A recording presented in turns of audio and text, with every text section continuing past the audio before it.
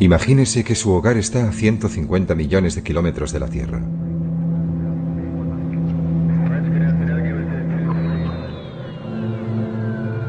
Se han establecido los primeros asentamientos humanos en otros lugares del sistema solar.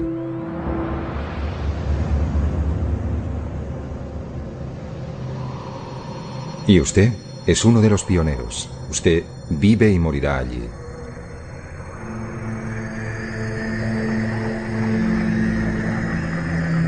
Bienvenido al futuro fuera de nuestro planeta madre.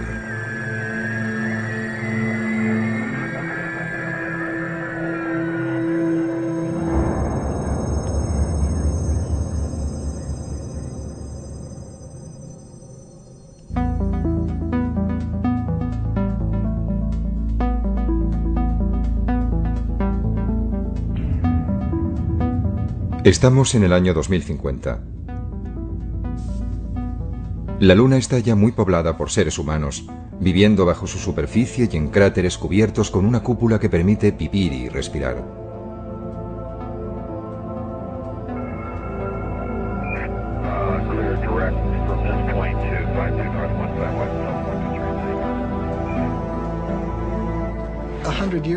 Dentro de 100 años, cuando mis nietos vayan a visitar a alguien en la Luna o vayan a vivir allí, no vivirán en estériles e inertes estructuras metálicas, al igual que a nosotros no nos gustaría hacerlo, ¿sabes? Vivirán en bonitos y bien cuidados parques con árboles de 200 metros de altura y serán capaces de volar como los pájaros.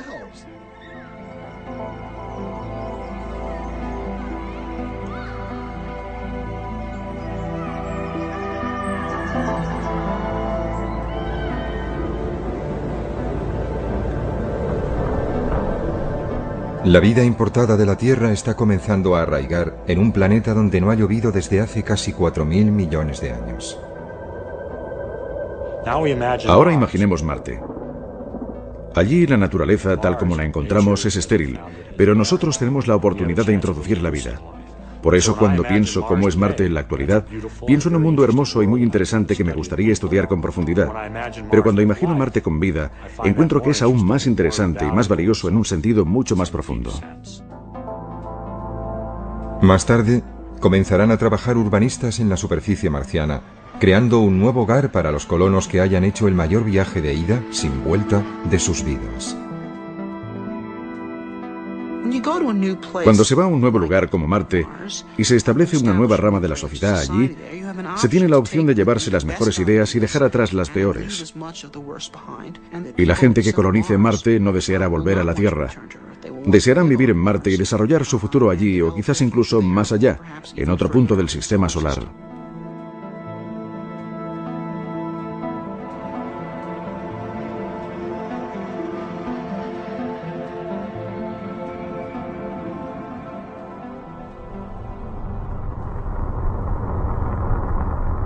A finales del verano del año 1976, dos sondas idénticas llamadas Viking se posaron sobre Marte. Remitieron a la Tierra imágenes detalladas de la superficie de otro planeta por primera vez en la historia. Aunque no encontraron las huellas de vida que habían ido a buscar, la misión Viking completó con éxito diversos experimentos sobre el suelo y el aire marcianos.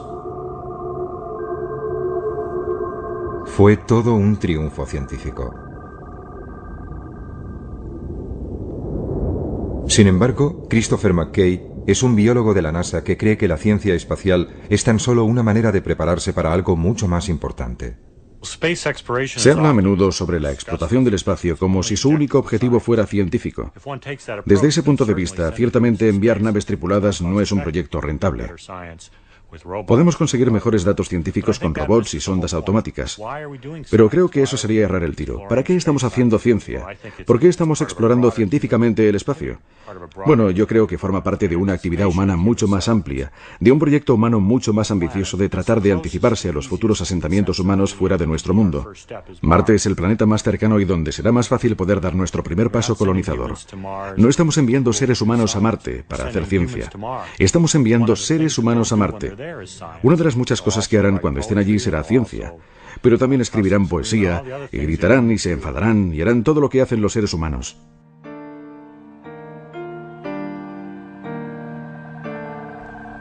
La misión Viking fue diseñada para durar tan solo 3 meses, pero sus módulos orbitales y de aterrizaje enviaron un enorme flujo de datos durante 6 años, incluyendo más de 50.000 fotografías que cubrían el 97% de la superficie de Marte.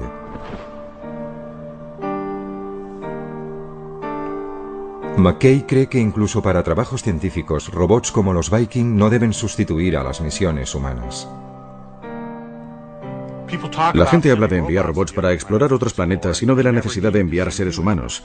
Pero yo encuentro eso totalmente carente de interés. Lo comparo quizá con ir a París, pero en vez realmente de ir a París uno mismo, simplemente enviamos una cámara fotográfica para que tome imágenes. Y cuando la cámara regresa, revelamos las fotos, las miramos, pensamos, bien, fue estupendo, he estado en París.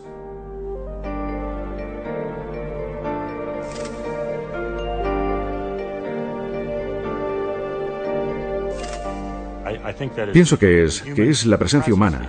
La experiencia humana es parte de la motivación para ir, y los seres humanos desearán ir a estos otros mundos.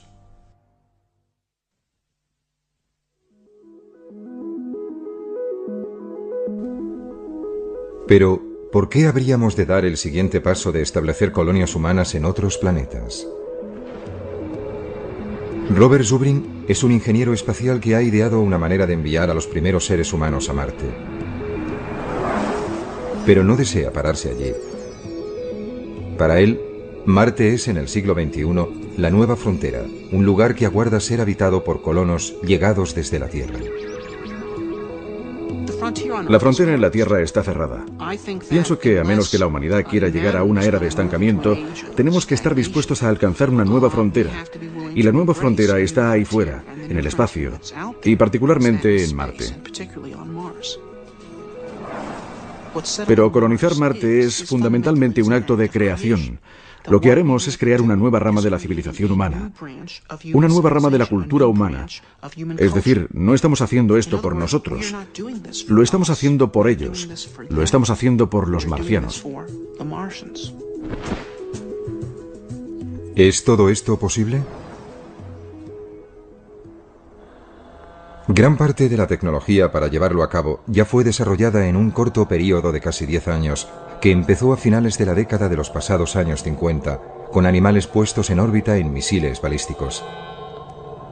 Este chimpancé iba a regresar sano y salvo, pero en ese momento poco o nada se sabía sobre si los seres humanos podrían sobrevivir en el espacio.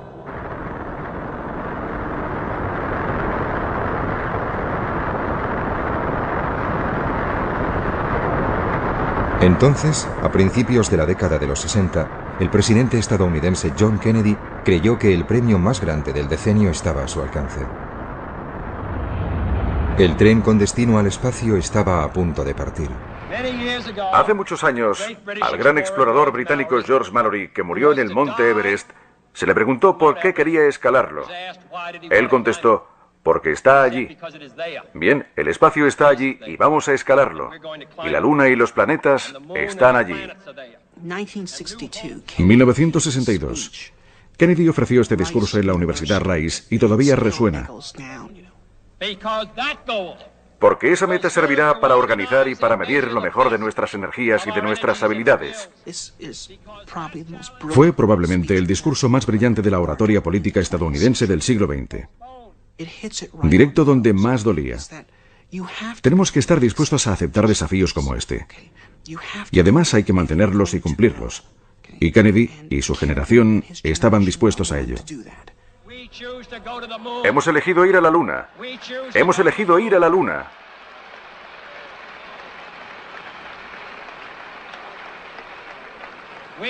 Hemos elegido ir a la Luna en esta década y hacer otras cosas. No porque sea fácil, sino porque es difícil. Hemos elegido ir a la Luna no porque sea fácil, sino porque es difícil. Era un acto de fe y de una gran capacidad de visión, porque no se sabía qué beneficios nos aguardaban, pero el espacio estaba allí e íbamos a escalarlo. El programa espacial fue uno de los puntos culminantes del optimismo del siglo XX, una embriagadora mezcla de tecnología punta y osadía humana que hizo que todo pareciera posible. Primero la Luna, siguiente parada, las estrellas. ¿Cuáles fueron los beneficios del programa Apolo? Ciertamente no consistió solo en conseguir unos 50 kilos de piedras lunares. El verdadero beneficio del programa fue que toda una generación se inspiró en él para incorporarse a carreras científicas por la oferta, por la posibilidad de participar y formar parte de la gran aventura espacial, de ser pioneros. Eso es un hecho. Yo fui uno de ellos. Yo tenía 9 años cuando Kennedy hizo su discurso, su llamada para enviarnos a la Luna. Yo fui uno de los niños del programa Apolo.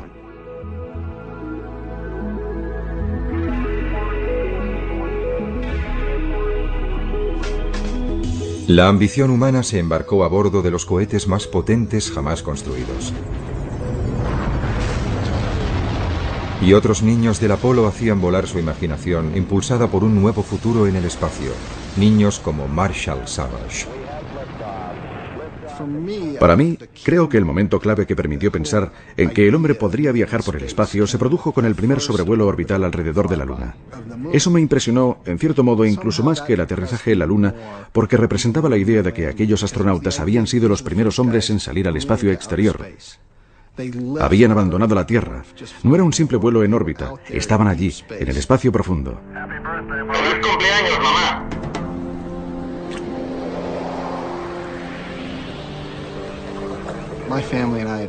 Mi familia y yo nos habíamos tomado un año sabático y viajamos por Europa en una furgoneta Volkswagen. Creo que fuimos la primera familia yuppie que también fue hippie de toda la historia. Estábamos en Nochebuena de 1968, en la isla de Rodas. Un tiempo horrible, lloviendo a cántaros, y el exterior absolutamente oscuro.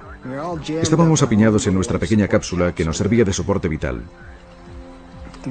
Y escuchando la radio oímos a estos individuos, estos hombres, los primeros astronautas verdaderos, y su voz parecía proceder de ultratumba, de las profundidades del espacio. Yo no fui educado en un entorno religioso, pero cuando empezaron a leer el libro del Génesis, y allí estábamos escuchando a esos muchachos en Nochebuena desde el espacio exterior por primera vez. Dios en el principio creó el cielo y la tierra. La tierra no tenía forma y estaba vacía. Las tinieblas cubrían el abismo y el Espíritu de Dios se desplazaba sobre las aguas. Y dijo Dios, que se haga la luz. Me conmovió, y algo en mi interior me dijo que así era el futuro. Y no solamente el futuro de la humanidad, sino mi futuro personal. Estos individuos me estaban hablando a mí. Y desde el equipo del Apolo 8 cerramos con unas buenas noches, buena suerte, feliz Navidad. Y que Dios bendiga a todos vosotros, a todos los que estáis en la buena tierra.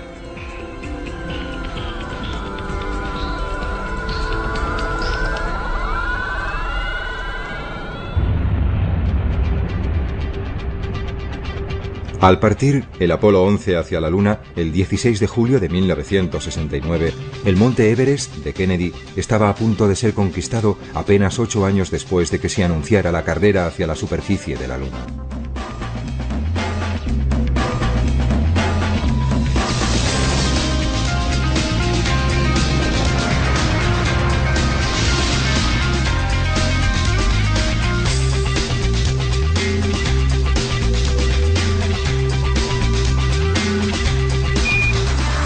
Houston, aquí la base de la tranquilidad.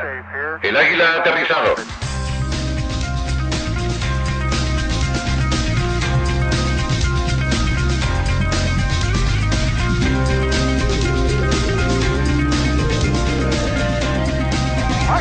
¡Cielos! Esta vez ha sido rápido. ¡Wow! Lo siento, Charlie. ¡Hermoso!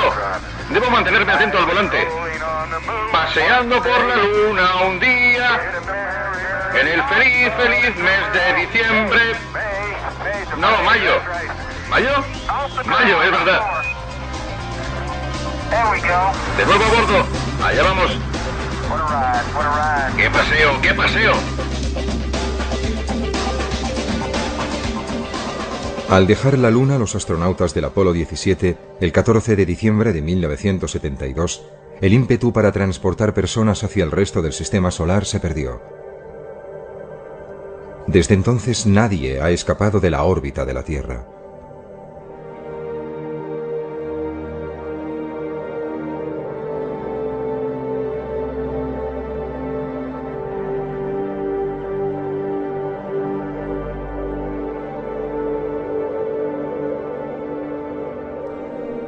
Deberíamos estar ya en Marte. Si hubiéramos continuado el programa espacial en la misma línea que el programa Apolo de finales de los 60, hubiéramos llegado a Marte en 1981. Teníamos ya la capacidad para colonizar la Luna entonces. Teníamos el 85% de la capacidad que necesitábamos para establecer personas en Marte, y entonces se quemaron las naves. Es como si Colón hubiera vuelto al Nuevo Mundo habiendo hecho el descubrimiento y Fernando e Isabel le dijeran, bueno, ¿y qué? ¡Quemad las naves!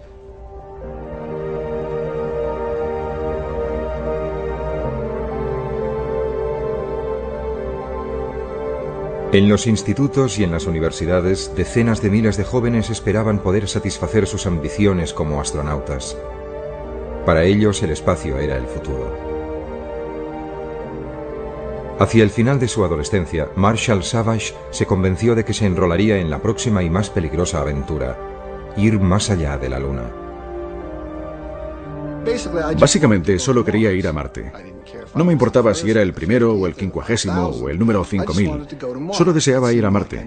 Parecía una ambición noble y alcanzable en esa época. Iba a haber una estación espacial permanente para 100 hombres en órbita, una colonia permanente en la Luna y hombres en Marte a principios de la década de 1980, lo que se ajustaba de maravilla a mi agenda. Pero bueno, la historia tomó un rumbo totalmente distinto. Todo el programa espacial a partir del Apolo fue cancelado y no íbamos a ir a ningún sitio.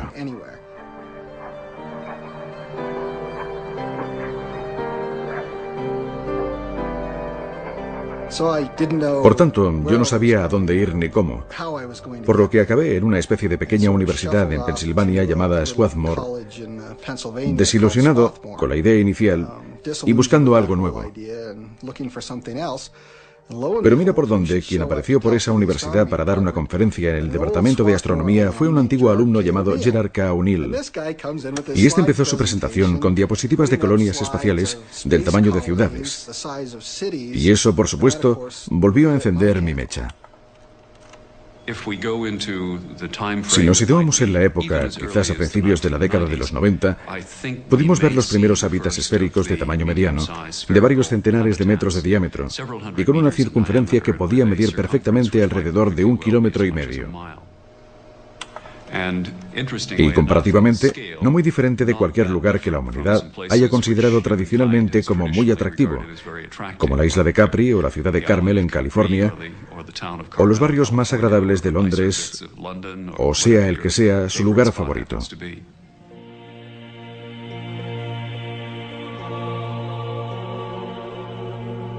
Gerard K. O'Neill fue un profesor de física brillante y respetado en la Universidad de Princeton en New Jersey.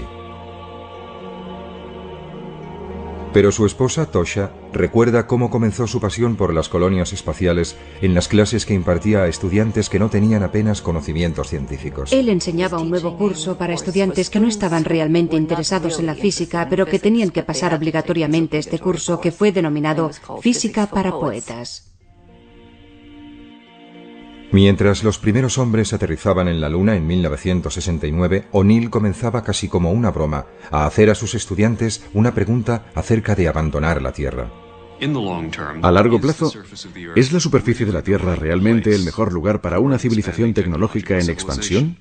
¿Es una superficie planetaria el mejor lugar para una civilización en expansión? Y la respuesta resultó ser no. Gerard O'Neill quería construir sus ciudades espaciales en una órbita entre la Tierra y la Luna. Él denominó este lugar la Alta Frontera. Pero primero, él debía conseguir que su idea fuera tomada en serio. Tardaría 5 años y casi sucedería por accidente tras una reunión en Princeton. Jerry decidió que sería agradable conseguir, reunir a tanta gente como se pudiera que tuviera interés en estos temas. Y Walter Sullivan, que era entonces el principal redactor científico del New York Times, creyó que era una noticia lo suficientemente atractiva como para publicarla. Y lo hicieron en la primera página del New York Times, lo que cambió radicalmente nuestras vidas. Pero su sueño de vivir en colonias humanas girando libremente en el espacio nunca fue más allá de unas meras recreaciones artísticas y maquetas. Murió de leucemia en 1992. A Jerry, por supuesto, le habría encantado haber ido. Siempre hablamos de ir juntos. Deseé tener el primer restaurante espacial. Ese fue siempre mi sueño. Probablemente no sucederá nunca, pero espero que todavía consiga ir. No soy demasiado vieja, nunca se sabe.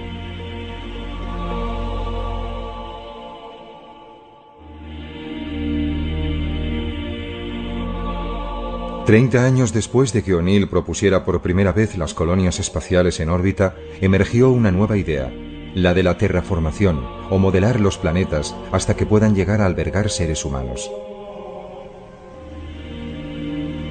Marshall Savage cree que nuestro deseo de colonizar otros mundos y de hacerlos similares al nuestro está inculcado en la psique humana. Los seres humanos están programados con una necesidad y amor profundo hacia la belleza natural y el esplendor del planeta Tierra.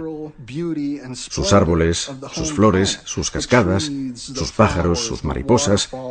Estas son las cosas que realmente nos conmueven. Y también es lo que caracterizará la experiencia humana de la colonización espacial de aquí en adelante. Y lo que asombrará a la gente, creo, es cuán natural y similar a la Tierra como un paraíso será esa forma de vida.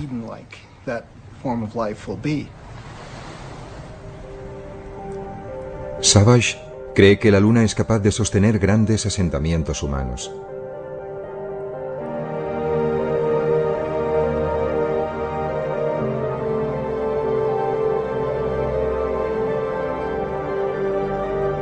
Pero ¿cómo creamos un mundo similar a la Tierra para que viva la gente en un lugar tan estéril y sin atmósfera como es la Luna?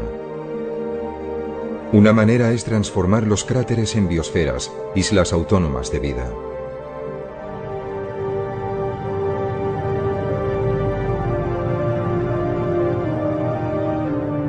Bajo bóvedas hechas de silicio y de agua, habría oasis de vida vegetal importados de la Tierra.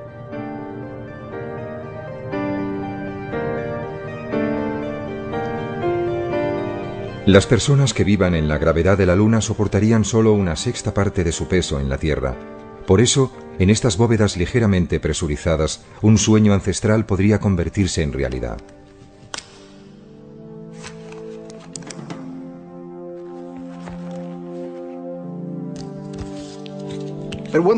Con una sexta parte de la gravedad, un ser humano puede volar con su propio impulso. Al ponerse y ajustarse unas alas de seda, se podría despegar desde la rama de cualquiera de esos gigantescos árboles.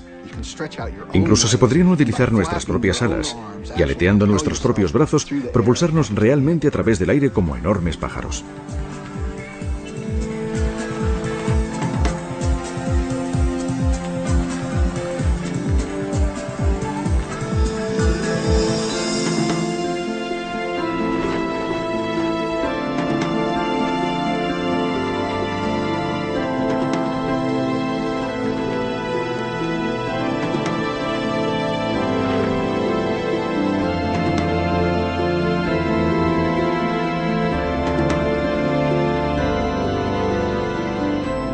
Se sabe que la Luna es rica en materias primas como el hierro, el aluminio y el agua congelada, con suficiente cantidad para que Marshall Savage piense que puedan llegar a construirse industrias en la Luna.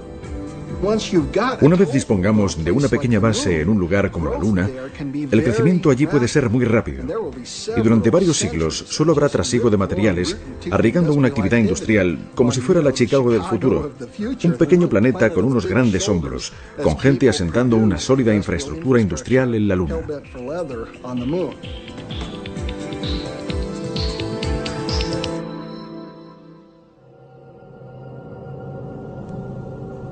Más allá de la Luna, el primer candidato para ser colonizado es Marte, pero es un mundo complicado. La temperatura global media es inferior a los 25 grados centígrados bajo cero. Y en los polos cubiertos de hielo puede caer hasta por debajo de 90 grados bajo cero. Pero hay pruebas de que Marte fue alguna vez un planeta húmedo y más cálido, no muy distinto de la Tierra. Las cicatrices de su superficie sugieren que alguna vez fue surcada por ríos y mares. ¿A dónde fue a parar el agua entonces? Un poco de ella se halla aprisionada en los dos casquetes polares, pero también pudiera ser que existiera atrapada bajo su superficie. Marte tiene también otros ingredientes que harían posible una terraformación, y no solo en el interior de algunas cúpulas, sino en el planeta entero. Marte tiene todos los recursos necesarios para albergar la vida en su superficie. De alguna manera, hay carbono, dióxido de carbono, agua. Ahora está congelada, pero ya idearemos cómo derretirla. Hay nitrógeno, luz solar. Todos los recursos precisos para sustentar la vida están disponibles, y quizá incluso para hacer un planeta independiente económicamente. Y el desafío siguiente es calentar el planeta y hacer que estos elementos pasen de su estado congelado actual en la superficie a la atmósfera de nuevo. Y hemos aprendido cómo hacerlo eso en la Tierra. Estamos lanzando a la atmósfera gases que provocan el efecto invernadero de manera miles de veces más efectiva que el dióxido de carbono y que crean un manto alrededor de la Tierra que la mantiene caliente. Ahora en la Tierra eso quizás no es una buena idea, pero en Marte es justo lo que necesitamos para calentar ese mundo, para derretir su hielo y para lanzar todos esos elementos de nuevo a la atmósfera. Para fabricar estos gases se necesita carbono, hidrógeno, cloro y flúor. Todos estos elementos pueden estar disponibles en Marte. Podrían ser extraídos desde la superficie de Marte, puestos en sus debidas proporciones en fábricas robotizadas y después ser bombeados a través de chimeneas en enormes cantidades. Pondrían en marcha un efecto invernadero autoalimentado. Los casquetes polares se derretirían y la superficie de Marte sería transformada en algo que se parecería mucho a la Tierra. Aparecerían grandes océanos y lagos, y la atmósfera comenzaría a espesarse y a cambiar. La temperatura media en la superficie de Marte se elevaría desde 25 grados bajo cero a algunos grados por encima del punto de congelación.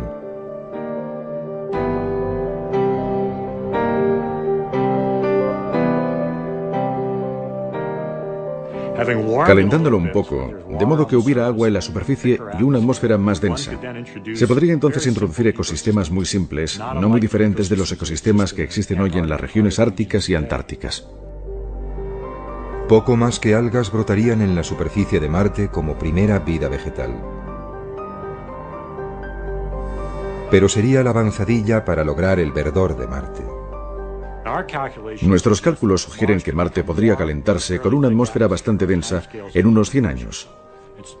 Es un proceso notablemente eficiente una vez que comencemos a atrapar energía solar. Y como la atmósfera será más densa y el planeta será más cálido, se podrían introducir formas avanzadas de vida más sofisticadas. Y Marte reproduciría la historia evolutiva de la Tierra, solo que mucho más rápidamente porque se apoyaría en la biología terrestre para impulsarse.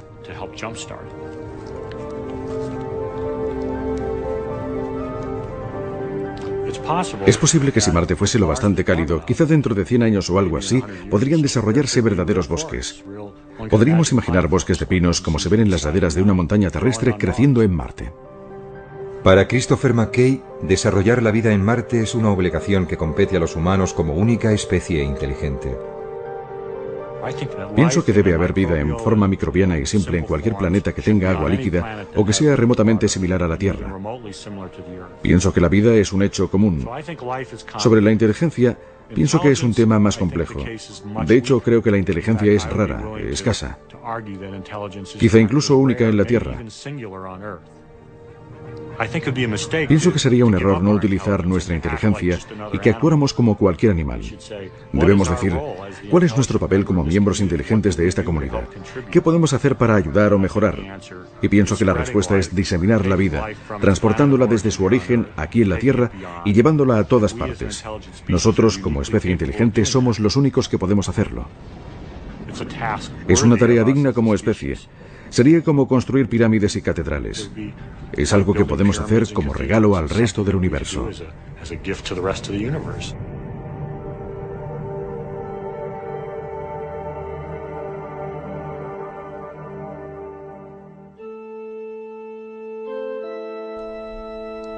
Marte sería como todas las fronteras a las que los seres humanos han hecho frente, desafiante, acogedora, peligrosa. Pero ¿qué es lo que podría motivar a una gran cantidad de personas para emprender un viaje que podría durar un año a un frío y lejano planeta? Una respuesta se puede encontrar entre las reliquias de la historia reciente de los Estados Unidos. En el siglo XIX, una idea arraigó en los Estados Unidos que vio cómo centenares de miles de hombres y mujeres embarcaban en carruajes y trenes hacia el oeste. Y no fue únicamente para buscar fortuna, sino que entendieron que podrían formar parte de algo magnífico, el establecimiento de una nación basada en principios de progreso y libertad, y toda esa gente deseó ser parte de ella.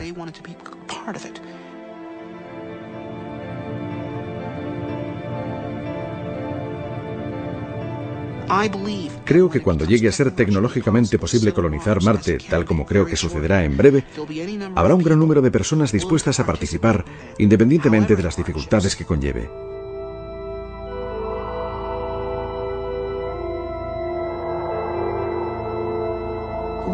Los Estados Unidos son una nación que fue creada por gente que estaba dispuesta a abrazar el desafío de asumir nuevas fronteras.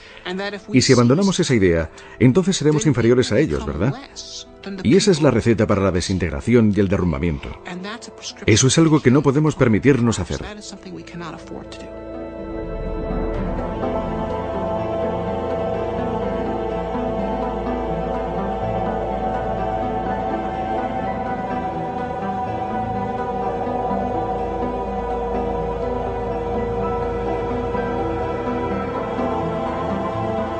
Robert Zubrin ha ideado una manera de transportar a los primeros seres humanos a Marte de forma relativamente barata, conocida como Marte Directo. Es una idea que ha sido bien acogida por la NASA.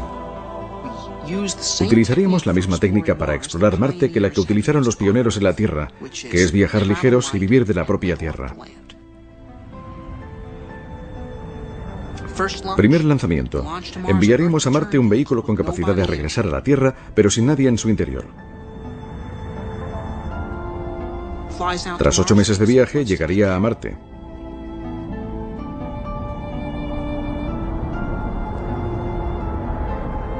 Aterrizaría y accionaría una bomba que aspiraría el aire de Marte, que es de dióxido de carbono, y se le haría reaccionar con un poco de hidrógeno traído desde la Tierra, lo cual permitiría aprovisionar al cohete con oxígeno y metano que usaría para propulsarse.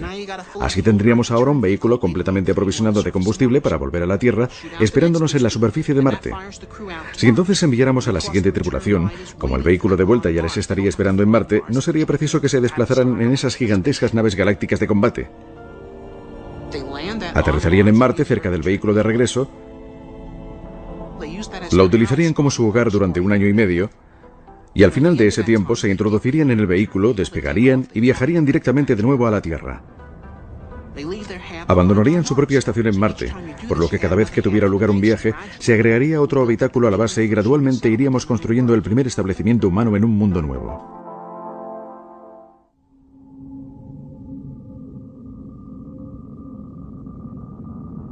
La enorme distancia a Marte impide que los suministros puedan ser transportados regularmente desde la Tierra.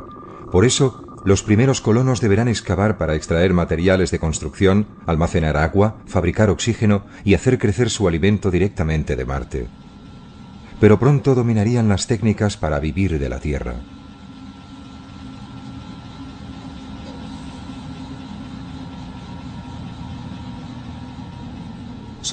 Estaremos en una situación, quizás dentro de 50 años, en la que sabremos cómo ser autosuficientes en Marte y cómo llegar allí de un modo relativamente barato. Y en ese punto creo que comenzará la inmigración a gran escala.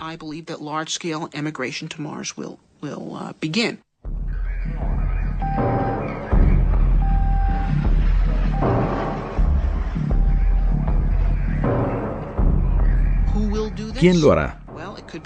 Bien, podrían ser aventureros o refugiados. Podrían ser miembros de una secta religiosa que precisen tener un lugar donde ir para hacer su propio mundo. Una vez que llegue a ser posible ir, la gente irá.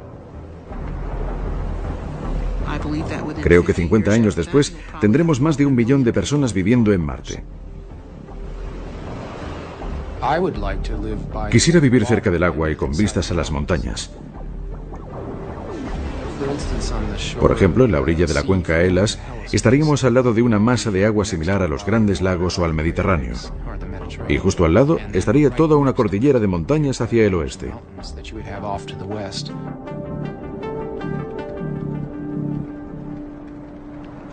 Desde su hogar, situado en el norte de California, el escritor de ciencia ficción Kim Stanley Robinson imaginó cómo sería la vida en un Marte terraformado.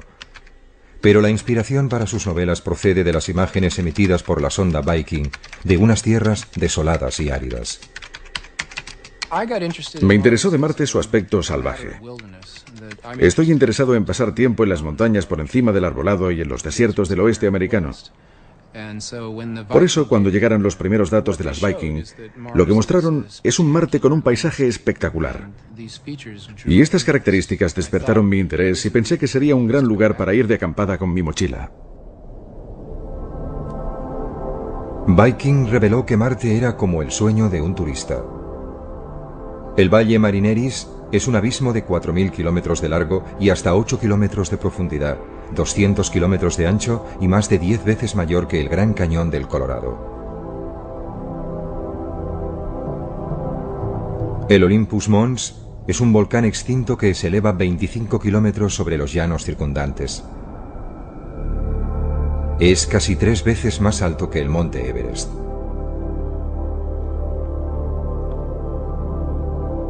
Con toda su variedad, Marte es hoy un enorme desierto vacío. ¿Debería permanecer así? Robinson prevé una batalla entre los defensores de un Marte rojo sin tocar y aquellos que prefieren un Marte verde y vivo. El conflicto rojo-verde en mis novelas tiene que ver con la idea de que habrá gente que se enamore de Marte tal como está ahora, y la idea de terraformarla le sonaría a sacrilegio. Por otra parte, sería mucho más fácil vivir en Marte si lo alteramos para darle una atmósfera y hacerla menos mortal. Tanto los verdes como los rojos, creo, existirán, y se establecerá un conflicto entre ambos. Más pronto o más tarde, Marte estará literalmente terraformada y será posible que la gente viva allí en el exterior de la misma manera que hacen en la Tierra, exceptuando que tendrán solamente 1/3 de la gravedad terrestre. Pienso que los marcianos del futuro se preguntarán por qué hay gente que quiere vivir con nuestra fuerza de gravedad, tal como hacemos nosotros ahora, teniendo que esforzarse tanto para moverse, en vez de simplemente pegar un salto para subir de un piso a otro, como una gacela o un canguro. Donde quiera que los seres humanos elijan vivir, en la Luna, Marte o más allá, una cosa es cierta. Si se quedan permanentemente, su aspecto físico quedará alterado por los diferentes entornos e influencias, como la fuerza de gravedad, la cantidad de luz solar recibida o la composición atmosférica. Solo la ocupación de esa clase de entornos va a cambiar a la gente que viva allí en una especie casi enteramente nueva y distinta. Después de 1 o 2 generaciones como máximo, por ejemplo, la gente que sea nativa de la Luna podrá ser varias decenas de centímetros más alta que la gente que sea nativa de la Tierra.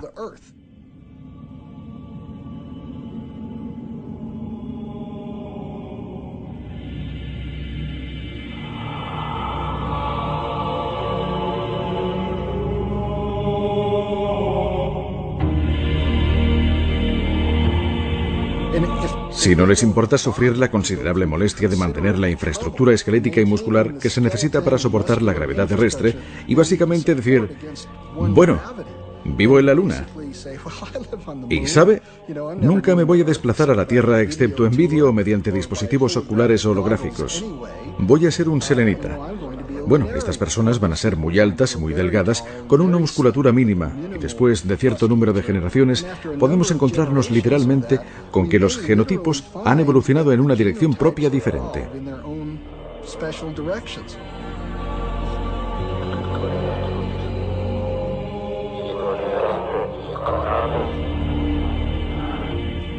Predecir qué sucederá tras 10 o 20 generaciones está más allá de la ciencia. Tendríamos que tener una gran imaginación incluso para elucubrar el aspecto de los colonos más remotos y aislados.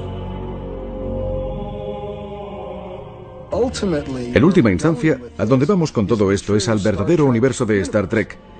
Probablemente se haya dado cuenta de que en Star Trek vuelan por toda la galaxia y se encuentran con todo tipo de alienígenas, pero todos tienen básicamente 2 brazos y 2 piernas, y quizá unos cuernecillos en su frente. Bien, pienso que en algunos miles o millones de años eso será una realidad, pero la razón es porque todas esas especies habrán tenido su raíz original en la Tierra. Y entonces, en función de su medio ambiente familiar, seguirán una línea genética totalmente distinta de cualquier otra. Todos con un origen común, pero de aspecto tan distinto como los vulcanianos y klingons.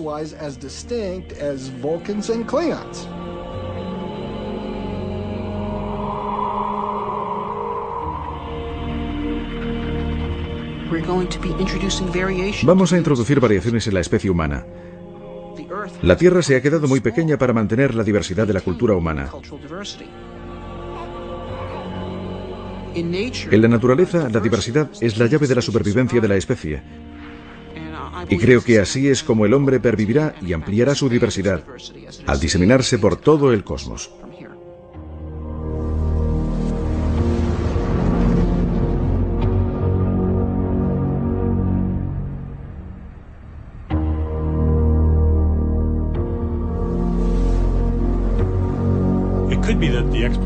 Pudiera ser que la exploración del espacio fuese inevitable. Hablamos de seres humanos y de su curiosidad natural para explorar, pero esta podría ser una característica más fundamental de la vida en sí misma. La vida podría ser un fenómeno que, por ejemplo, como un fuego, necesita crecer constantemente para mantenerse. Tiene que arder constantemente para que se mantenga. La vida puede ser así también. Puede ser que necesite estar constantemente en expansión y en crecimiento hacia nuevas fronteras para permanecer viva como un sistema global.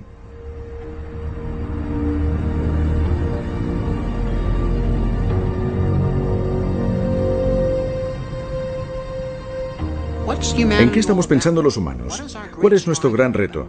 ¿De qué van nuestras historias épicas, nuestras religiones? Todo. Todo gira en torno a la búsqueda de la inmortalidad. La inmortalidad a través de dioses o deidades, o la inmortalidad a través de actos de importancia inmortal. Tanto da que se trate de la colonización del oeste americano o la de Marte. Y esto es más importante que el pan. Esto es por lo que luchará la gente. Esto es por lo que morirá la gente. Y esto es lo que nos enviará al espacio.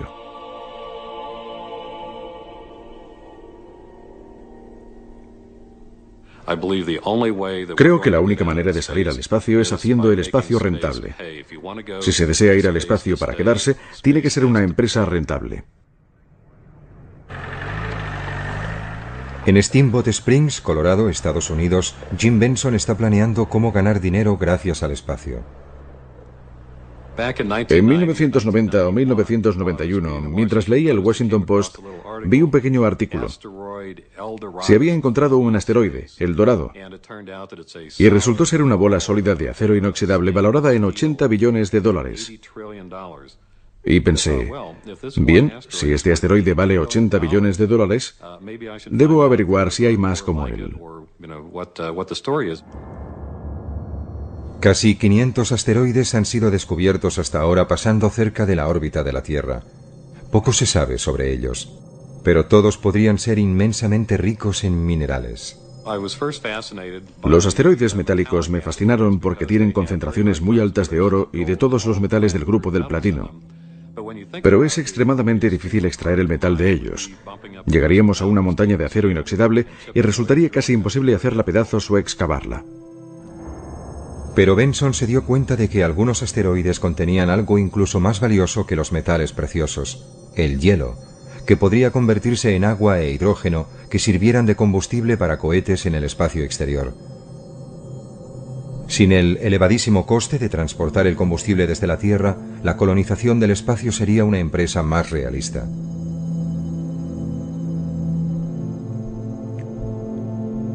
Así, Benson montó una empresa para construir una pequeña sonda diseñada para ir a inspeccionar si había hielo en los asteroides.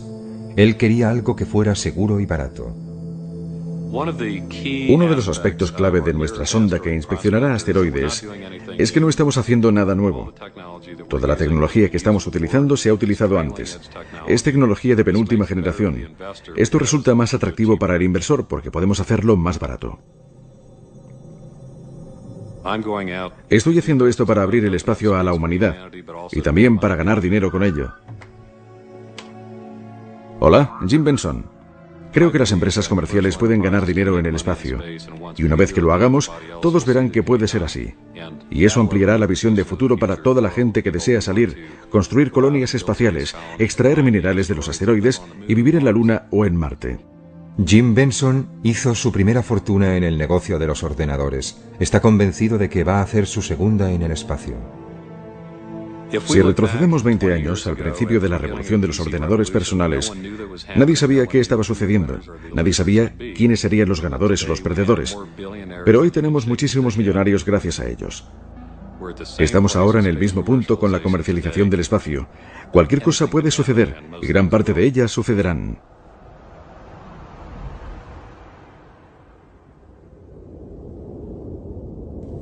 ¿Hay límites a la distancia hasta donde se puede llegar para colonizar el espacio? Los límites verdaderos pueden no estar basados en la tecnología, sino en nuestra propia mortalidad. Simplemente no podríamos vivir el tiempo suficiente para llegar más allá de nuestro propio sistema solar. Pero incluso esto podría superarse si pudiéramos diseñar algo lo suficientemente rápido. No estoy seguro de dónde está la frontera de las limitaciones humanas. Creo que viajar a las estrellas es posible. Entendemos la ciencia fundamental que es precisa para crear una nave interestelar. Entendemos las reacciones de fusión que nos proporcionarán la forma básica de energía que, una vez que hayamos resuelto la ingeniería de cómo fabricarla, permitirá que desarrollemos naves que sean capaces de viajar a quizás una décima parte de la velocidad de la luz. Pero incluso con una nave que viajara a esa velocidad se tardaría más de 40 años en llegar al sistema estelar más cercano. Pienso que hay un límite realista en los términos que hacen factible un viaje interestelar. Mírenlo de esta manera. Lo más rápido que han viajado los seres humanos ha sido durante el programa Apolo. A esa velocidad tardaríamos 1 millón de años en llegar a la estrella más cercana. Así es necesario alcanzar velocidades mucho más grandes, porque si no tardaremos milenios enteros en llegar al sistema estelar más cercano. Existen propuestas en ciencia ficción para hacerlo, construyendo esas naves mundo gigantescas con miles de personas que viven en comunidades autosuficientes durante millares de años. Pero si lo hiciéramos así, le garantizo que para cuando llegáramos a la estrella más cercana, una nueva civilización se habría desarrollado ya en ella, en esa nueva estrella, poblada por gente que salió mucho antes desde la Tierra, usando la capacidad industrial de nuestro planeta para construir cohetes de antimateria o algo realmente bueno que se desplazara al 50% de la velocidad de la luz. Llegarían en 8 años, habrían construido una nueva civilización solar mientras la nave inicial seguiría en su viaje de ida. Así, en el momento en que llegaran y salieran de la nave mundo, aparecerían como anticuadísimos seres como Rip Van Winkle, solo útiles para ser entrevistados en programas de televisión matinal. Ese sería su único impacto en esa civilización solar. Así que si no puede ir lo suficientemente rápido, mejor quédese en casa. De 1969 a 1972, solo unos pocos elegidos dejaron la Tierra. 6 misiones Apolo aterrizaron en la Luna. Tan solo 12 astronautas estadounidenses. ¡Oh, qué lugar! ¡Qué vista!, ¿verdad, John? Es absolutamente irreal.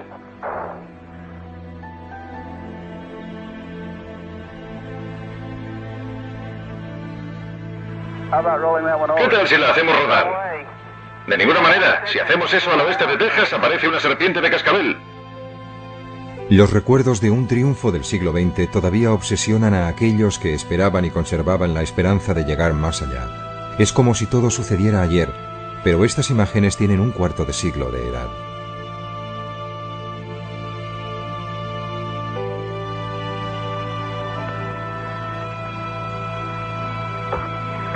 No, papá no pegará.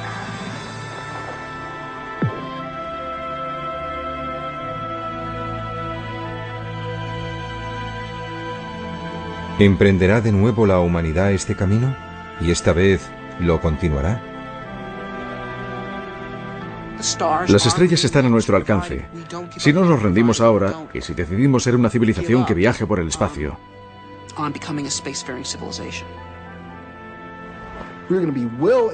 vamos a estar bien atrincherados en el medio ambiente estelar. Habrá 50 civilizaciones cada vez más grandes en el cielo. Caminaremos por la noche en la Tierra y miraremos hacia arriba y nombraremos lugares físicos, la verdadera geografía del cielo nocturno de las estrellas que están habitadas y la clase de gente que vive allí. Y eso va a suceder en apenas la cantidad de tiempo que nos separa de las ondas Viking.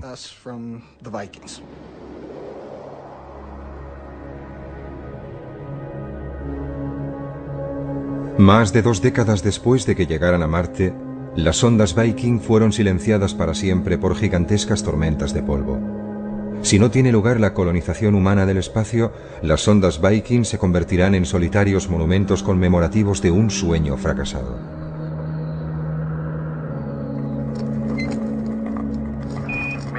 La humanidad entre las estrellas. Esto es para lo que hemos nacido y allí es hacia donde nos dirigimos. De acuerdo, Bob, tengo mis herramientas justo aquí. Sal aquí y mándame un saludo. Tenemos una vista hermosa de ese 4BN y de la Tierra a la vez. Intentaré conseguir una foto para ti. Esta transmisión está llegando desde aproximadamente medio camino entre la Luna y la Tierra. Nos queda poco menos de 40 horas para llegar a la Luna. Así es, ahí lo tienes. Un vasto y solitario tipo de existencia prohibida para la expansión de la nada. La felicidad son trocitos de tocino para desayunar. ¡No te los comas todos! Houston, la belleza de este lugar es absolutamente increíble. Te comento, no puedo ver el fondo de esto y estoy tan cerca del borde como me es posible. Y esa es la verdad. ¡Naranja! Sí que lo es. Puedo verlo desde aquí, es naranja. Nos han dicho que hay un Papá Noel.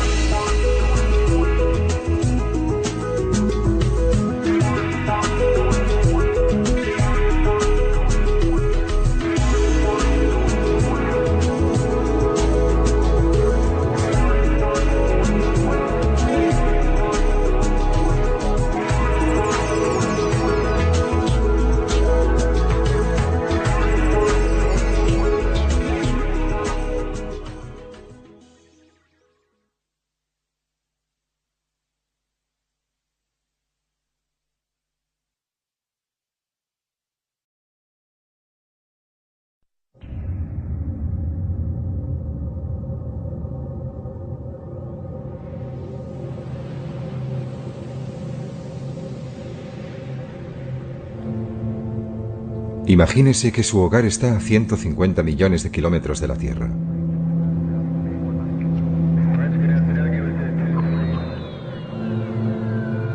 Se han establecido los primeros asentamientos humanos en otros lugares del sistema solar.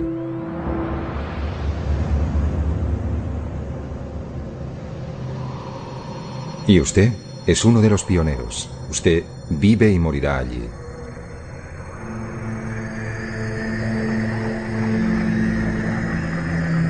Bienvenido al futuro fuera de nuestro planeta madre.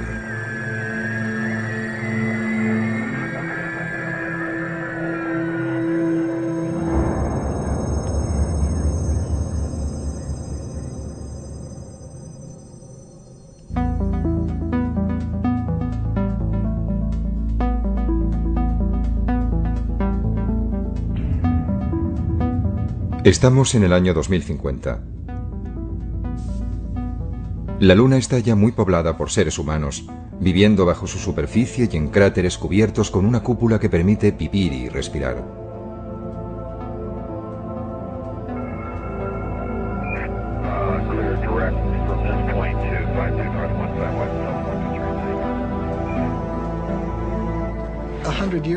Dentro de 100 años, cuando mis nietos vayan a visitar a alguien en la Luna o vayan a vivir allí, no vivirán en estériles e inertes estructuras metálicas, al igual que a nosotros no nos gustaría hacerlo, ¿sabes?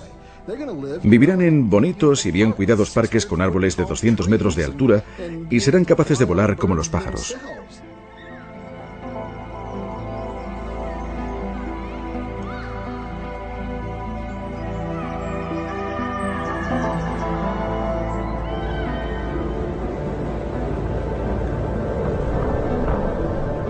La vida importada de la Tierra está comenzando a arraigar en un planeta donde no ha llovido desde hace casi 4.000 millones de años. Ahora imaginemos Marte. Allí la naturaleza, tal como la encontramos, es estéril, pero nosotros tenemos la oportunidad de introducir la vida. Por eso, cuando pienso cómo es Marte en la actualidad, pienso en un mundo hermoso y muy interesante que me gustaría estudiar con profundidad.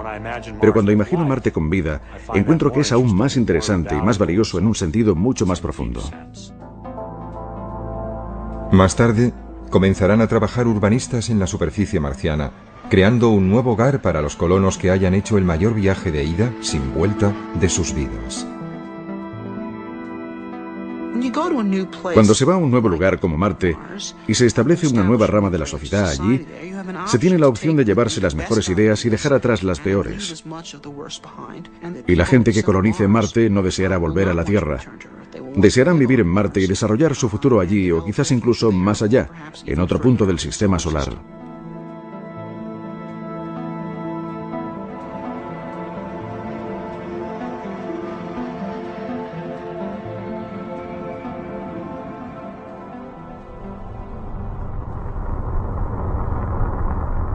A finales del verano del año 1976, dos sondas idénticas llamadas Viking se posaron sobre Marte. Remitieron a la Tierra imágenes detalladas de la superficie de otro planeta por primera vez en la historia. Aunque no encontraron las huellas de vida que habían ido a buscar, la misión Viking completó con éxito diversos experimentos sobre el suelo y el aire marcianos. Fue todo un triunfo científico. Sin embargo, Christopher McKay es un biólogo de la NASA que cree que la ciencia espacial es tan solo una manera de prepararse para algo mucho más importante. Se habla a menudo sobre la explotación del espacio como si su único objetivo fuera científico. Desde ese punto de vista, ciertamente enviar naves tripuladas no es un proyecto rentable. Podemos conseguir mejores datos científicos con robots y sondas automáticas. Pero creo que eso sería errar el tiro. ¿Para qué estamos haciendo ciencia? ¿Por qué estamos explorando científicamente el espacio? Bueno, yo creo que forma parte de una actividad humana mucho más amplia, de un proyecto humano mucho más ambicioso de tratar de anticiparse a los futuros asentamientos humanos fuera de nuestro mundo. Marte es el planeta más cercano y donde será más fácil poder dar nuestro primer paso colonizador. No estamos enviando seres humanos a Marte para hacer ciencia. Estamos enviando seres humanos a Marte. Una de las muchas cosas que harán cuando estén allí será ciencia, pero también escribirán poesía, y gritarán y se enfadarán y harán todo lo que hacen los seres humanos.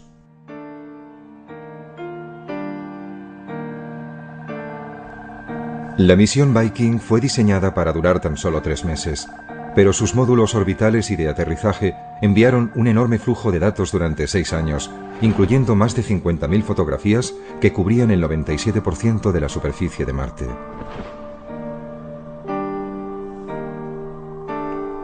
McKay cree que incluso para trabajos científicos, robots como los Viking no deben sustituir a las misiones humanas. La gente habla de enviar robots para explorar otros planetas y no de la necesidad de enviar seres humanos. Pero yo encuentro eso totalmente carente de interés. Lo comparo quizá con ir a París, pero en vez realmente de ir a París uno mismo, simplemente enviamos una cámara fotográfica para que tome imágenes. Y cuando la cámara regresa, revelamos las fotos, las miramos, pensamos, bien, fue estupendo, he estado en París.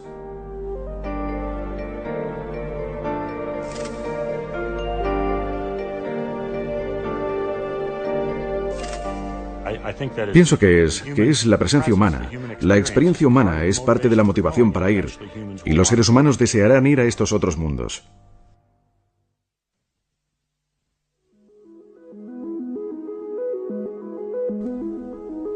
Pero, ¿por qué habríamos de dar el siguiente paso de establecer colonias humanas en otros planetas? Robert Zubrin es un ingeniero espacial que ha ideado una manera de enviar a los primeros seres humanos a Marte. Pero no desea pararse allí. Para él, Marte es en el siglo XXI la nueva frontera, un lugar que aguarda ser habitado por colonos llegados desde la Tierra.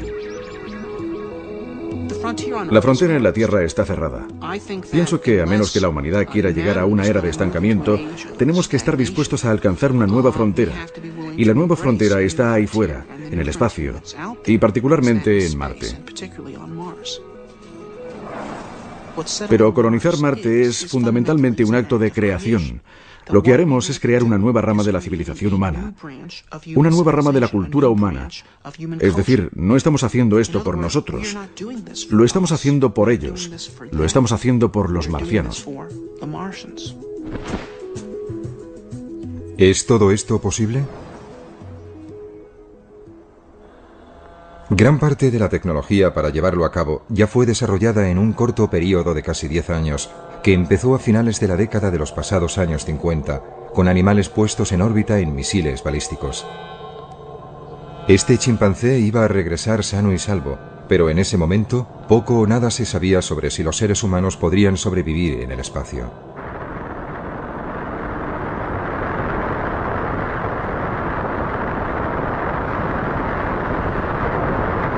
Entonces, a principios de la década de los 60, el presidente estadounidense John Kennedy creyó que el premio más grande del decenio estaba a su alcance. El tren con destino al espacio estaba a punto de partir. Hace muchos años, al gran explorador británico George Mallory, que murió en el monte Everest, se le preguntó por qué quería escalarlo. Él contestó: porque está allí. Bien, el espacio está allí y vamos a escalarlo. Y la Luna y los planetas están allí.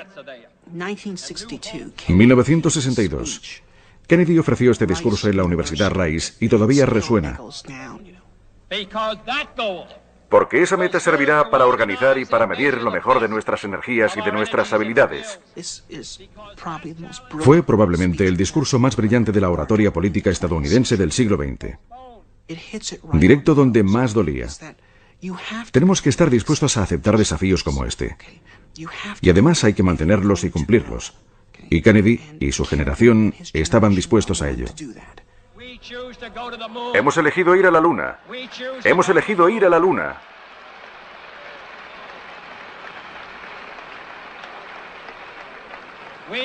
Hemos elegido ir a la Luna en esta década y hacer otras cosas. No porque sea fácil, sino porque es difícil. Hemos elegido ir a la Luna no porque sea fácil, sino porque es difícil. Era un acto de fe y de una gran capacidad de visión, porque no se sabía qué beneficios nos aguardaban, pero el espacio estaba allí e íbamos a escalarlo. El programa espacial fue uno de los puntos culminantes del optimismo del siglo XX, una embriagadora mezcla de tecnología punta y osadía humana que hizo que todo pareciera posible. Primero la Luna, siguiente parada, las estrellas. ¿Cuáles fueron los beneficios del programa Apolo? Ciertamente no consistió solo en conseguir unos 50 kilos de piedras lunares. El verdadero beneficio del programa fue que toda una generación se inspiró en él para incorporarse a carreras científicas por la oferta, por la posibilidad de participar y formar parte de la gran aventura espacial, de ser pioneros. Eso es un hecho. Yo fui uno de ellos. Yo tenía 9 años cuando Kennedy hizo su discurso, su llamada para enviarnos a la Luna. Yo fui uno de los niños del programa Apolo.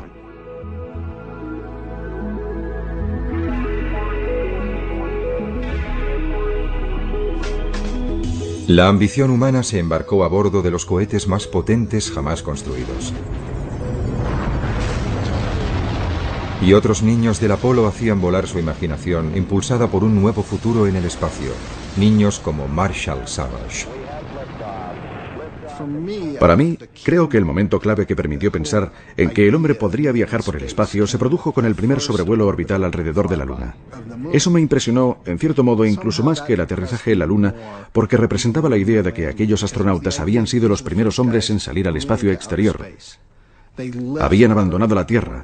No era un simple vuelo en órbita. Estaban allí, en el espacio profundo. ¡Feliz cumpleaños, mamá!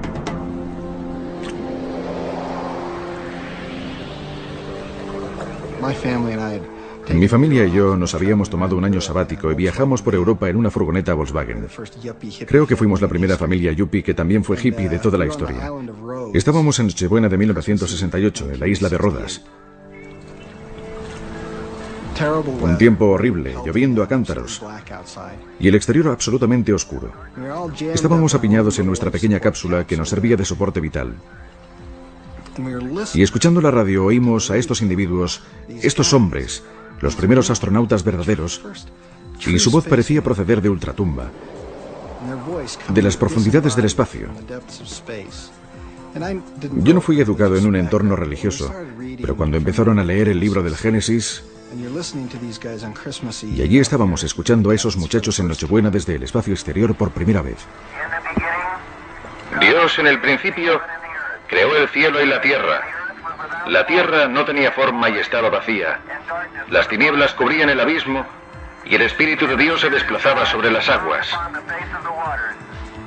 Y dijo Dios, que se haga la luz. Me conmovió, y algo en mi interior me dijo que así era el futuro. Y no solamente el futuro de la humanidad, sino mi futuro personal. Estos individuos me estaban hablando a mí. Y desde el equipo del Apolo 8 cerramos con unas buenas noches, buena suerte, feliz Navidad. Y que Dios bendiga a todos vosotros, a todos los que estáis en la buena tierra.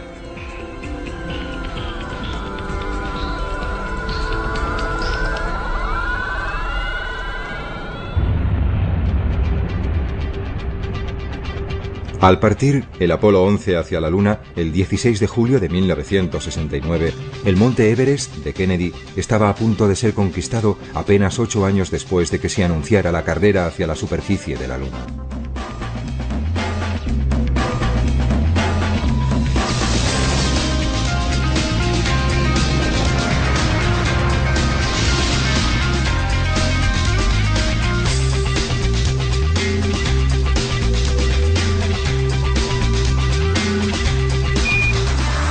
Houston, aquí la base de la tranquilidad. El Águila ha aterrizado.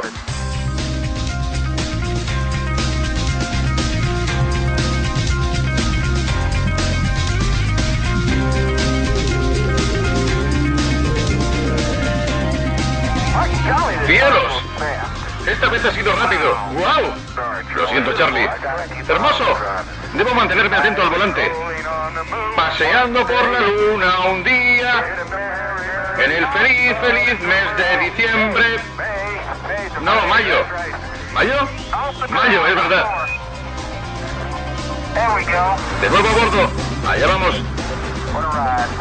¡Qué paseo, qué paseo! Al dejar la Luna, los astronautas del Apolo 17, el 14 de diciembre de 1972, el ímpetu para transportar personas hacia el resto del sistema solar se perdió. Desde entonces nadie ha escapado de la órbita de la Tierra.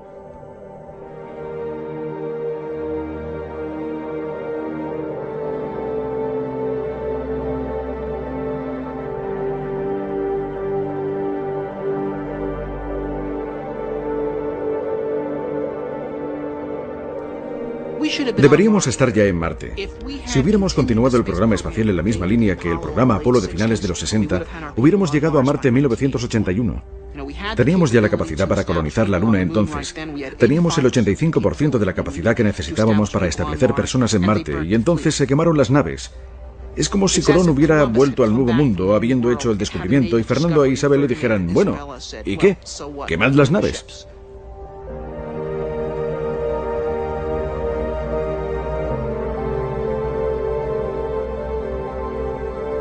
En los institutos y en las universidades, decenas de miles de jóvenes esperaban poder satisfacer sus ambiciones como astronautas. Para ellos, el espacio era el futuro. Hacia el final de su adolescencia, Marshall Savage se convenció de que se enrolaría en la próxima y más peligrosa aventura: ir más allá de la Luna. Básicamente, solo quería ir a Marte. No me importaba si era el primero o el 50º o el número 5000. Solo deseaba ir a Marte.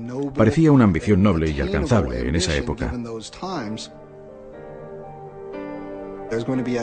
Iba a haber una estación espacial permanente para 100 hombres en órbita, una colonia permanente en la Luna y hombres en Marte a principios de la década de 1980, lo que se ajustaba de maravilla a mi agenda.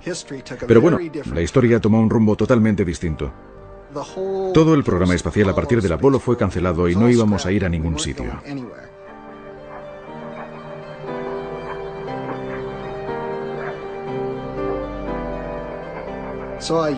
Por tanto, yo no sabía a dónde ir ni cómo, por lo que acabé en una especie de pequeña universidad en Pensilvania llamada Swarthmore, desilusionado con la idea inicial y buscando algo nuevo. Pero mira por dónde, quien apareció por esa universidad para dar una conferencia en el departamento de astronomía fue un antiguo alumno llamado Gerard K. O'Neill. Y este empezó su presentación con diapositivas de colonias espaciales del tamaño de ciudades. Y eso, por supuesto, volvió a encender mi mecha. Si nos situamos en la época, quizás a principios de la década de los 90, pudimos ver los primeros hábitats esféricos de tamaño mediano, de varios centenares de metros de diámetro, y con una circunferencia que podía medir perfectamente alrededor de 1,5 kilómetros. Y comparativamente, no muy diferente de cualquier lugar que la humanidad haya considerado tradicionalmente como muy atractivo, como la isla de Capri o la ciudad de Carmel en California, o los barrios más agradables de Londres, o sea el que sea su lugar favorito.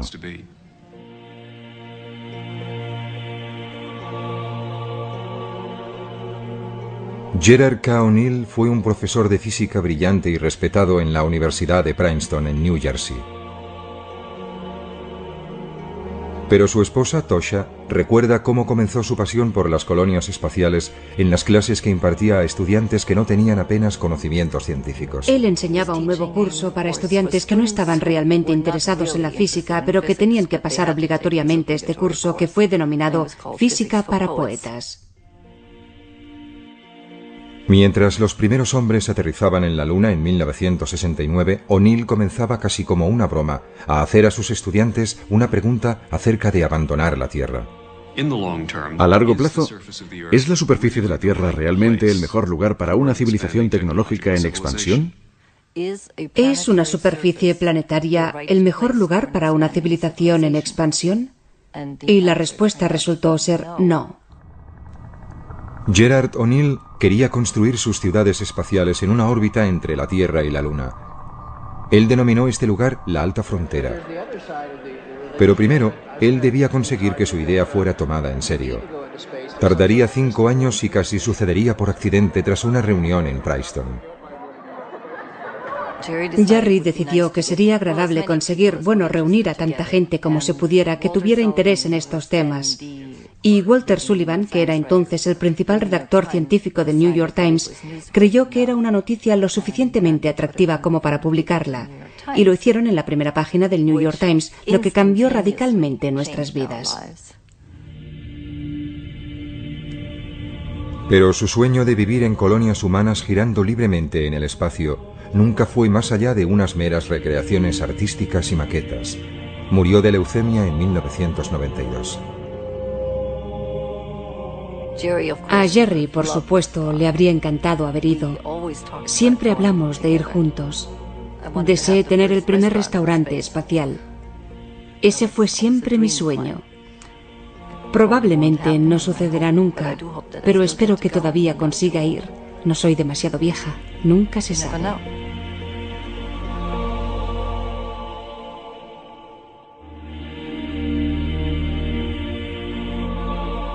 30 años después de que O'Neill propusiera por primera vez las colonias espaciales en órbita, emergió una nueva idea, la de la terraformación, o modelar los planetas hasta que puedan llegar a albergar seres humanos.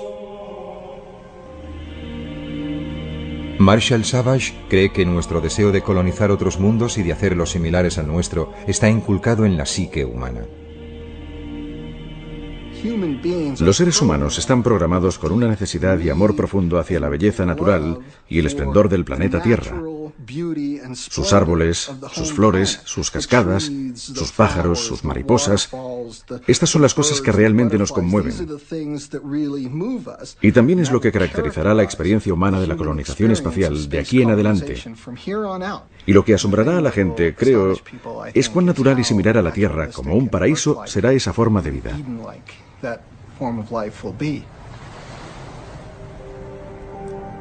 Savage cree que la Luna es capaz de sostener grandes asentamientos humanos.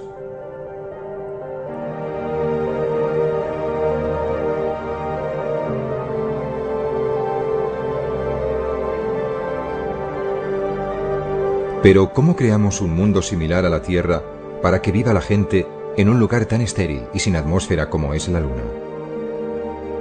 Una manera es transformar los cráteres en biosferas, islas autónomas de vida.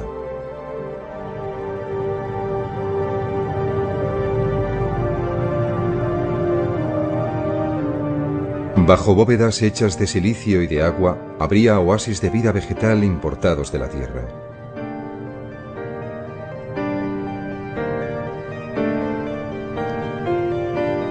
Las personas que vivan en la gravedad de la Luna soportarían solo una sexta parte de su peso en la Tierra. Por eso, en estas bóvedas ligeramente presurizadas, un sueño ancestral podría convertirse en realidad.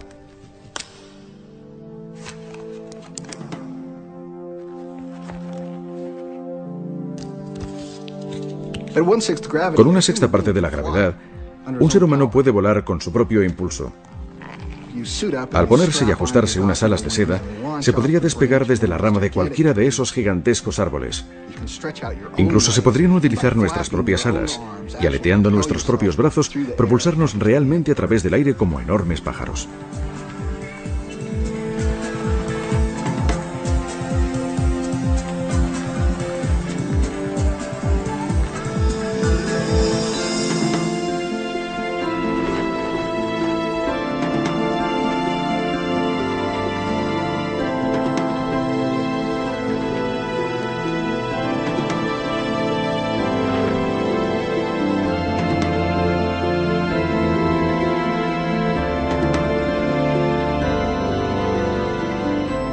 Se sabe que la Luna es rica en materias primas como el hierro, el aluminio y el agua congelada, con suficiente cantidad para que Marshall Savage piense que puedan llegar a construirse industrias en la Luna.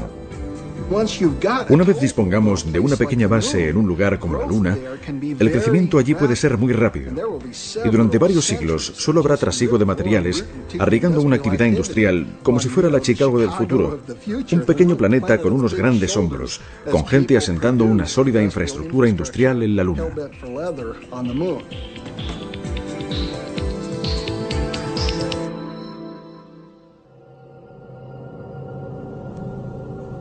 Más allá de la Luna, el primer candidato para ser colonizado es Marte, pero es un mundo complicado. La temperatura global media es inferior a los 25 grados centígrados bajo cero. Y en los polos cubiertos de hielo puede caer hasta por debajo de 90 grados bajo cero. Pero hay pruebas de que Marte fue alguna vez un planeta húmedo y más cálido, no muy distinto de la Tierra. Las cicatrices de su superficie sugieren que alguna vez fue surcada por ríos y mares. ¿A dónde fue a parar el agua entonces?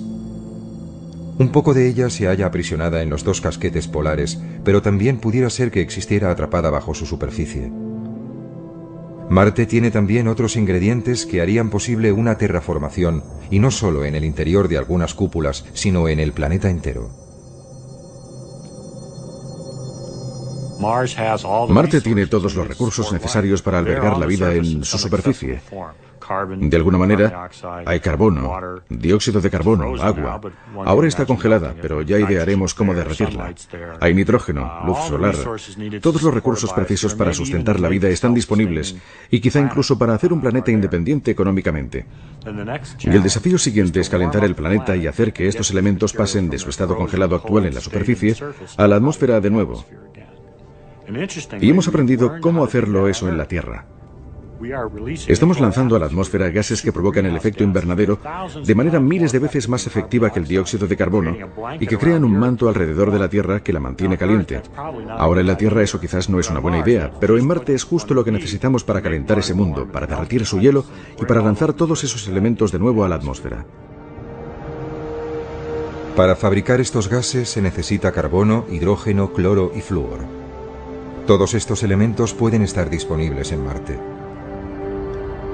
Podrían ser extraídos desde la superficie de Marte, puestos en sus debidas proporciones en fábricas robotizadas y después ser bombeados a través de chimeneas en enormes cantidades. Pondrían en marcha un efecto invernadero autoalimentado. Los casquetes polares se derretirían y la superficie de Marte sería transformada en algo que se parecería mucho a la Tierra. Aparecerían grandes océanos y lagos, y la atmósfera comenzaría a espesarse y a cambiar. La temperatura media en la superficie de Marte se elevaría desde 25 grados bajo cero a algunos grados por encima del punto de congelación.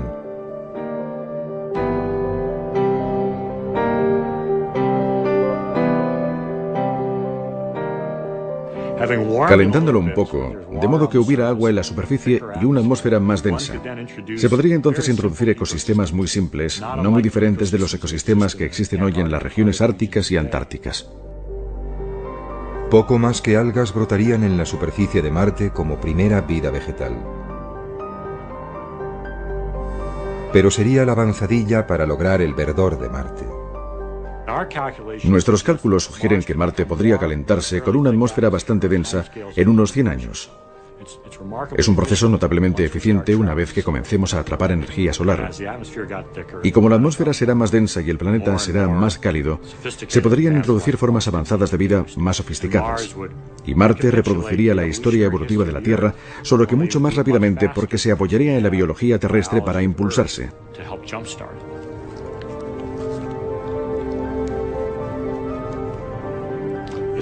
Es posible que si Marte fuese lo bastante cálido, quizá dentro de 100 años o algo así, podrían desarrollarse verdaderos bosques.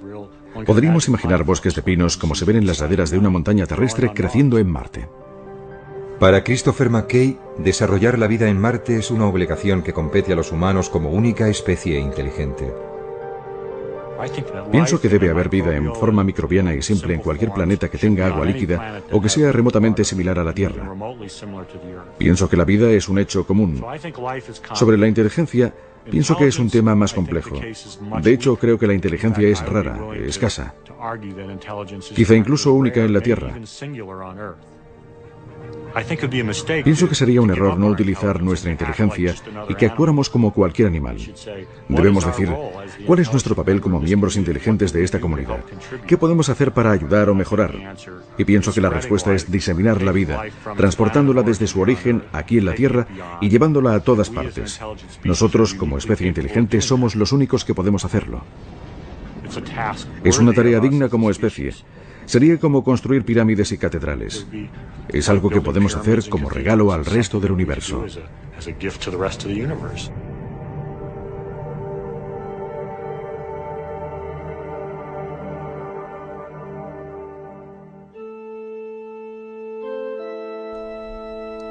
Marte sería como todas las fronteras a las que los seres humanos han hecho frente, desafiante, acogedora, peligrosa.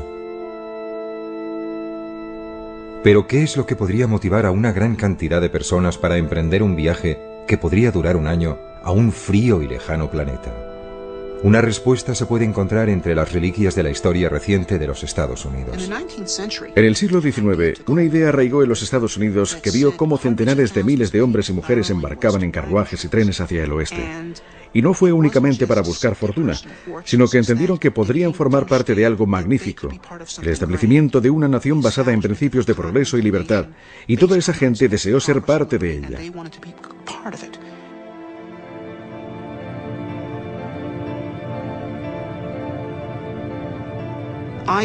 Creo que cuando llegue a ser tecnológicamente posible colonizar Marte, tal como creo que sucederá en breve, habrá un gran número de personas dispuestas a participar, independientemente de las dificultades que conlleve.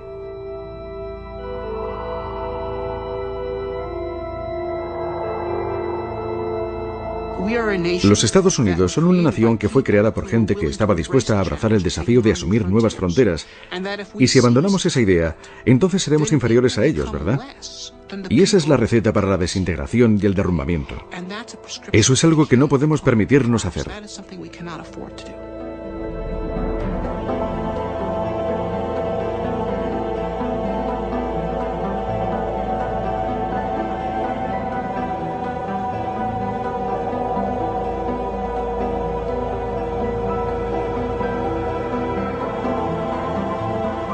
Robert Zubrin ha ideado una manera de transportar a los primeros seres humanos a Marte de forma relativamente barata conocida como Marte Directo. Es una idea que ha sido bien acogida por la NASA.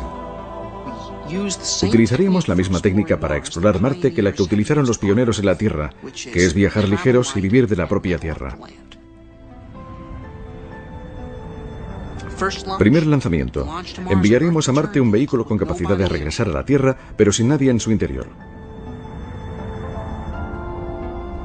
Tras 8 meses de viaje, llegaría a Marte.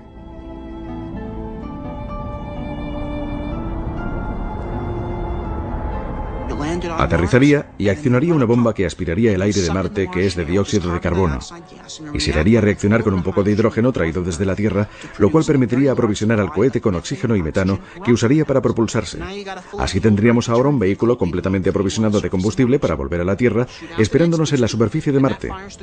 Si entonces enviáramos a la siguiente tripulación, como el vehículo de vuelta ya les estaría esperando en Marte, no sería preciso que se desplazaran en esas gigantescas naves galácticas de combate. Aterrizarían en Marte cerca del vehículo de regreso, la utilizarían como su hogar durante 1 año y medio, y al final de ese tiempo se introducirían en el vehículo, despegarían y viajarían directamente de nuevo a la Tierra. Abandonarían su propia estación en Marte, por lo que cada vez que tuviera lugar un viaje, se agregaría otro habitáculo a la base y gradualmente iríamos construyendo el primer establecimiento humano en un mundo nuevo.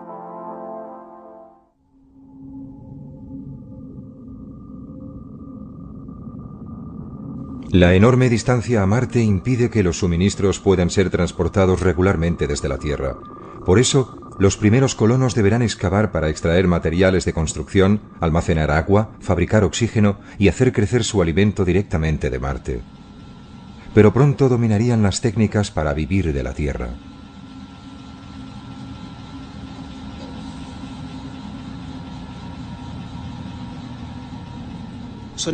Estaremos en una situación, quizás dentro de 50 años, en la que sabremos cómo ser autosuficientes en Marte y cómo llegar allí de un modo relativamente barato. Y en ese punto creo que comenzará la inmigración a gran escala.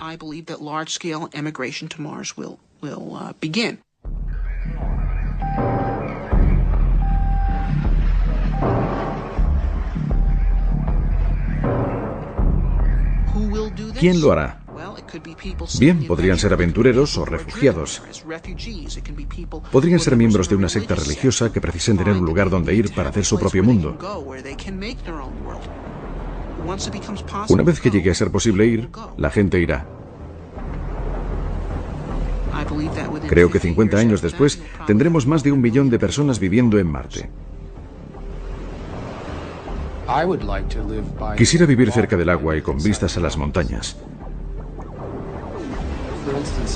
Por ejemplo, en la orilla de la cuenca Elas, estaríamos al lado de una masa de agua similar a los grandes lagos o al Mediterráneo. Y justo al lado estaría toda una cordillera de montañas hacia el oeste.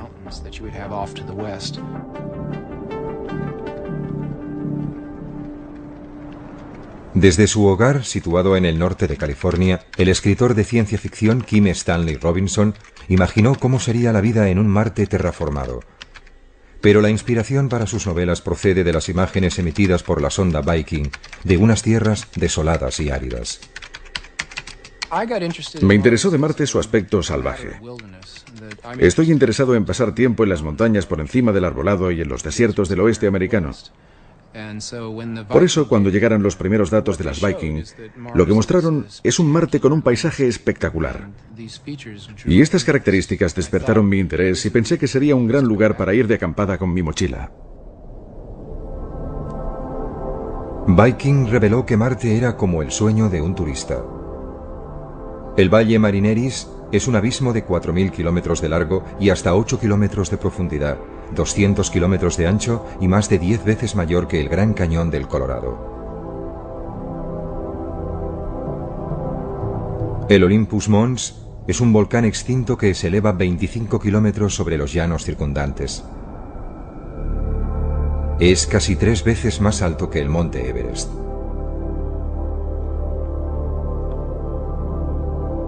Con toda su variedad, Marte es hoy un enorme desierto vacío. ¿Debería permanecer así? Robinson prevé una batalla entre los defensores de un Marte rojo sin tocar y aquellos que prefieren un Marte verde y vivo. El conflicto rojo-verde en mis novelas tiene que ver con la idea de que habrá gente que se enamore de Marte tal como está ahora, y la idea de terraformarla le sonaría a sacrilegio. Por otra parte, sería mucho más fácil vivir en Marte si lo alteramos para darle una atmósfera y hacerla menos mortal. Tanto los verdes como los rojos, creo, existirán, y se establecerá un conflicto entre ambos. Más pronto o más tarde, Marte estará literalmente terraformada y será posible que la gente viva allí en el exterior de la misma manera que hacen en la Tierra, exceptuando que tendrán solamente un tercio de la gravedad terrestre. Pienso que los marcianos del futuro se preguntarán por qué hay gente que quiere vivir con nuestra fuerza de gravedad, tal como hacemos nosotros ahora, teniendo que esforzarse tanto para moverse, en vez de simplemente pegar un salto para subir de un piso a otro, como una gacela o un canguro. Donde quiera que los seres humanos elijan vivir, en la Luna, Marte o más allá, una cosa es cierta.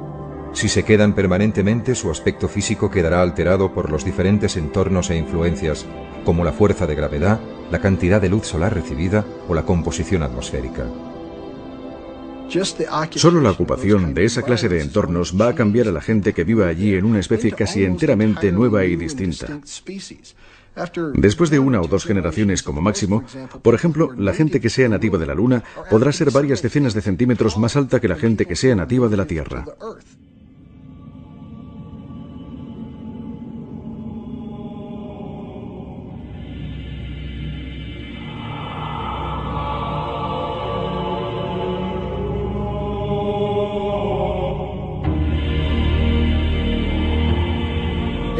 Si no les importa sufrir la considerable molestia de mantener la infraestructura esquelética y muscular que se necesita para soportar la gravedad terrestre y básicamente decir, bueno, vivo en la Luna.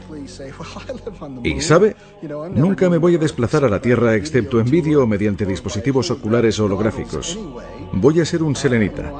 Bueno, estas personas van a ser muy altas y muy delgadas, con una musculatura mínima, y después de cierto número de generaciones podemos encontrarnos literalmente con que los genotipos han evolucionado en una dirección propia diferente.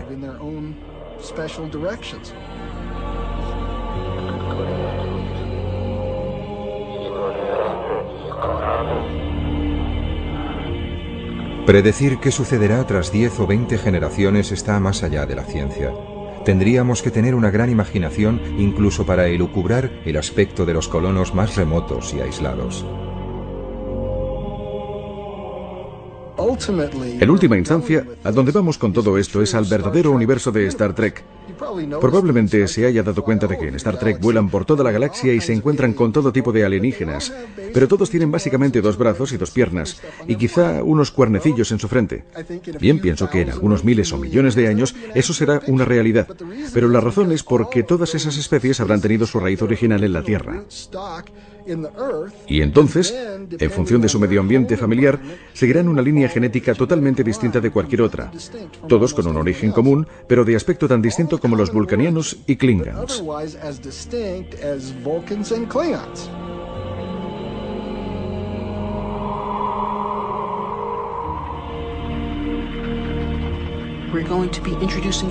Vamos a introducir variaciones en la especie humana. La Tierra se ha quedado muy pequeña para mantener la diversidad de la cultura humana. En la naturaleza, la diversidad es la llave de la supervivencia de la especie. Y creo que así es como el hombre pervivirá y ampliará su diversidad, al diseminarse por todo el cosmos.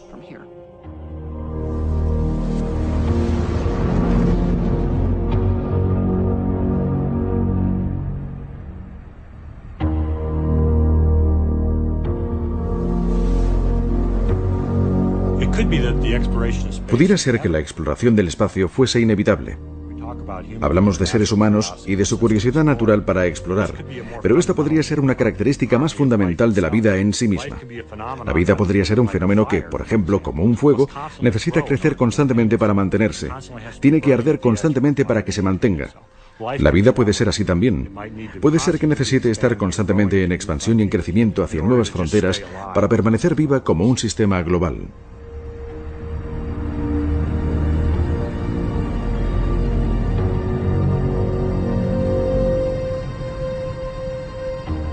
¿En qué estamos pensando los humanos? ¿Cuál es nuestro gran reto? ¿De qué van nuestras historias épicas, nuestras religiones, todo? Todo gira en torno a la búsqueda de la inmortalidad. La inmortalidad a través de dioses o deidades, o la inmortalidad a través de actos de importancia inmortal. Tanto da que se trate de la colonización del oeste americano o la de Marte. Y esto es más importante que el pan. Esto es por lo que luchará la gente. Esto es por lo que morirá la gente. Y esto es lo que nos enviará al espacio.